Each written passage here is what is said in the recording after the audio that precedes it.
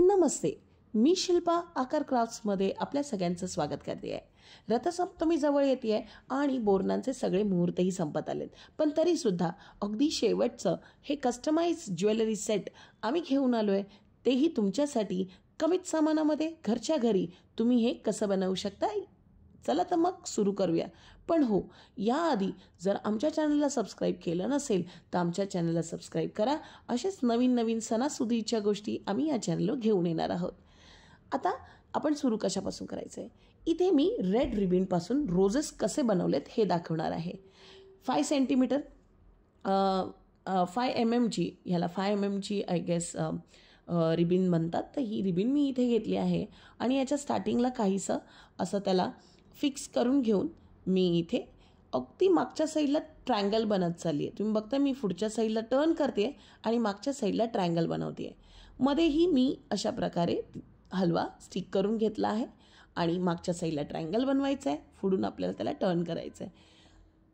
रोज बनवण्याची ही पद्धत तुम्ही पेपरवर, रिबिनवर आणि अशा बऱ्याच कपड्याच्या स्टाईलमध्ये बनवू शकता. तर असे रोजेस तुम्ही तुमच्या बोरनांच्या ज्वेलरीमध्ये तुमच्या मुलीसाठी नक्कीच वापरा. परवा मी मार्केटमध्ये गेले असताना मला कळलं आहे की बोरनान सेट जे आहेत मार्केटमधले ते अगदीच विचित्र डिझायनिंगचे, अगदी मोठ्या मोठ्या हलव्याचे असतात. ते कस्टमाइजही नसतात.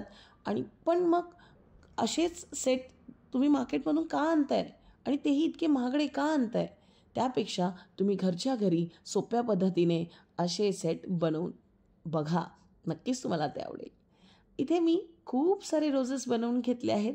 इथे एका रोजेसला मी असाच हलवा स्टिक करून घेणार आहे आणि जे पोलंड्स मिळतात, फ्लावर मेकिंगसाठी काही पोलंड्स मिळतात, ते पोलंड्स मी इथे लावून घेतले आहे आणि ते मी सिल्वर फोम शीटवर लावत आहे. आता या पूर्ण ज्वेलरीसाठी मी सिल्वर आणि रेड कलरची थीम घेतली आहे. सो सिल्वर फोम शीट मी इथे वापरत आहे आणि ह्या सिल्वर फोम शीटवर पोलंड लावून घेतल्यावर आपण बनवलेलं जे रोज आहे, रिबिनचं रोज आहे, ते इथे मी अशा प्रकारे अटॅच करणार आहे. म्हणजे काहीसं असं पेंडंट माझं रेडी होईल आणि ते पेंडंटला आपण अशा प्रकारे ही माळ ओवून घ्यायची आहे. हलव्याच्या माळ स्टार्ट टू एंड कशी ओवायची ह्याचे बरेच व्हिडिओ आम्ही आमच्या चॅनलवर ऑलरेडी पब्लिश केलेले आहेत. तुम्ही ते पाहू शकता. आणि ह्याला लेसने मी अटॅच करून घेतला आहे. ही नाजूकशी माळ बरोबर आपण बनवणार आहोत. हेअर बँडवर आपण हलवा स्टिक करून घेणार आहोत. कमरपट्टा बनवणार आहोत. बाजूबंद बनवणार आहोत. आणि म्हणूनच मी इथे सिल्वर फोम शीटवर काहीसं अशा प्रकारे कटआउट रेडी करून घेणार आहे. बाजूबंदासाठी आपल्याला एक बेस हवा आहे आणि तो बेस मी ह्या सिल्वर फोम शीटपासून कट करून घेणार आहे. आपण लहान मुलांसाठी जेव्हा दागिने बनवतो ना, तेव्हा ते अगदी सॉफ्ट मटेरियलपासून बनलेले असावेत.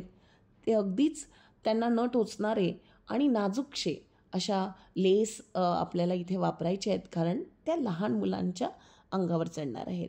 काय ना, आपला फंक्शन अगदीच 1-2 तास चालणारा असतो आणि जर आपण त्यांना अशी टोचणारी आणि अगदीच कशीही बांधलेली जर ज्वेलरी घातली तर नक्कीच त्या इतके कम्फर्टेबल नसतील आणि पूर्ण जो आपला फंक्शन असेल त्यामध्ये त्यांचा जो काहीशी वागणूक असेल ती चिडचिडी असेल.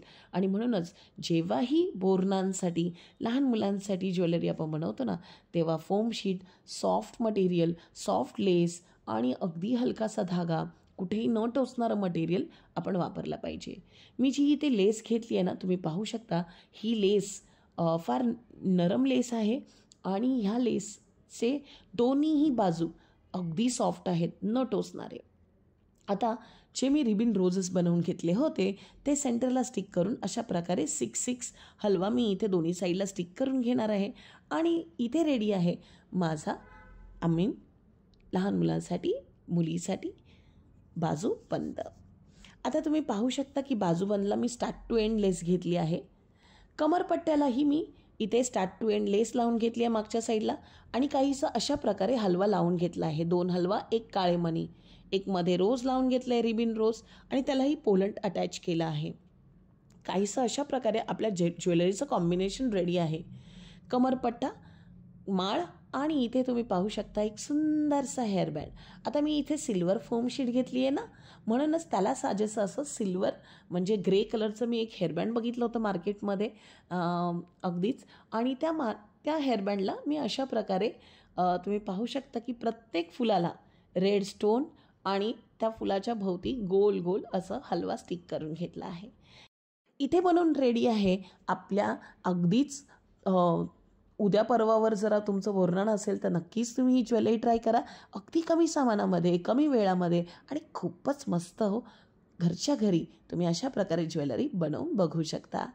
आमच्या चॅनलला सबस्क्राईब करा, जास्तीत जास्त लोकांपर्यंत शेअर करा आणि हो, भेटूया अशाच नवीन नवीन आणि भन्नाट आयडियासह आमच्या येणाऱ्या व्हिडिओमध्ये.